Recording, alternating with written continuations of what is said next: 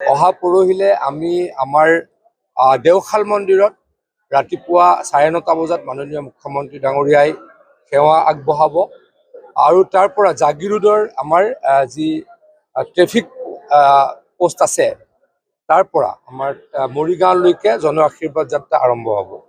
মৰিগাঁৱৰ পৰা বাৰপুজীয়া হৈ ৰহা সমষ্টিলৈকে জন আশীৰ্বাদ যাত্ৰাই গতি কৰিব।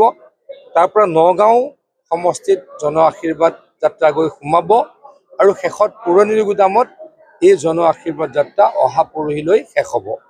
অহাকালি ঢেকীয়াজুলিৰ পৰা বৰচলা হৈ তেজপুৰ হৈ আৰু ৰঙাপাৰা হৈ নদুৱাৰত এই জন আশীৰ্বাদ যাত্ৰা সম্পূৰ্ণ হ'ব।